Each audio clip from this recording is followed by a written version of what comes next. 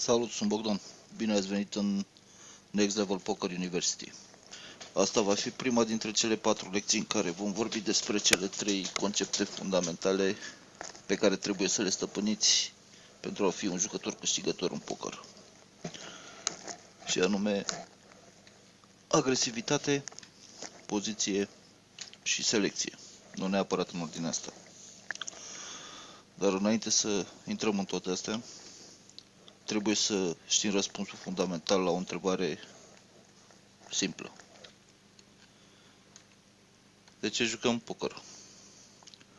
Mulți dintre voi vor răspunde că pentru bani, pentru distracție sau poate pentru competitivitate, dar răspunsul pe care vreau să-l țineți minte este că scopul pentru care jucăm poker este să câștigăm blindurile și anteurile.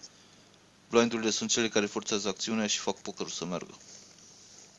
De ce vreți să câștigăm blindurile? Păi, răspunsul este că blindurile e prețul pe care îl plătim să jucăm poker. Dacă am reușit să furăm blindurile odată pe o tură de masă, în esență am jucat gratis. Așa că pentru început să ne uităm la puțină matematică legată de furatul blindurilor, adică blind stealing.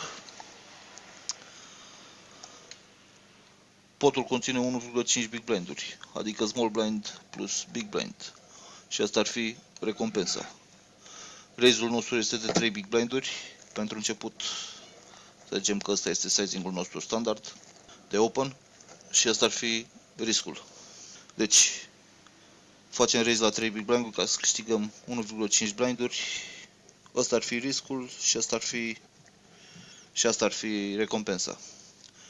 Pentru început, să vedem dacă reușim să furăm blindurile în 50% din cazuri.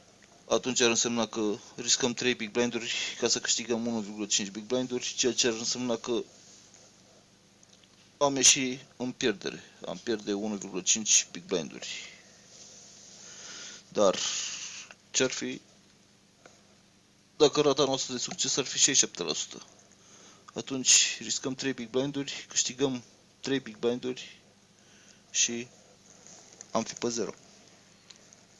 67% ar însemna că am 2 din 3 cazuri să reușim să furăm blinduri.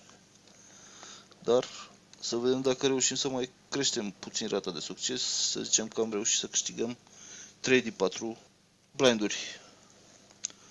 Atunci am avut o rată de succes de 75%, ceea ce ar însemna că riscăm 3 big blinduri ca să câștigăm 4,5 big blinduri și asta ar fi un profit instant. Ce e de reținut din asta? E că dacă știți când să fiți agresivi și reușiți să furați blindurile la o rată de succes de peste 67%, veți face bani jucând poker fără ca măcar să vedeți un flop. Considerați asta ca o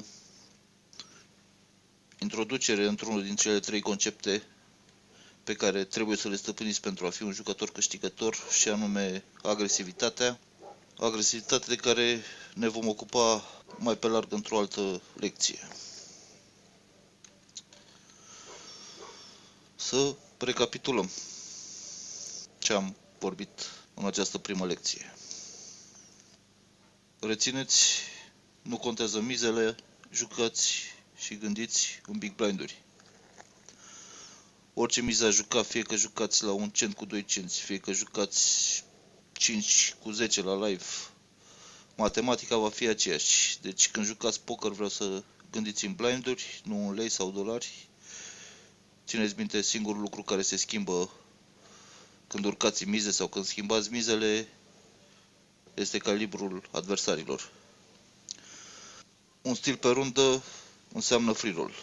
Dacă reușiți să furați blindurile odată pe o rundă, înseamnă că jucați gratis. Peste 67 rată de succes la stil înseamnă profit instant.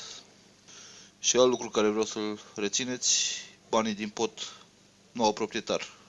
Dacă noi postăm blindul, nu înseamnă că avem ceva investit în pot. Blindurile sunt pariuri obligatorii și nu ne aparțin. Fac parte din pot. Țineți minte, în poker, când ați făcut un raise, ați dat un call sau un bet, banii aceia nu ne mai aparțin, fac parte acum din pot. Sper că această primă lecție vă este de folos. Vă mulțumesc că v-ați uitat și vă aștept și la următoarele lecții.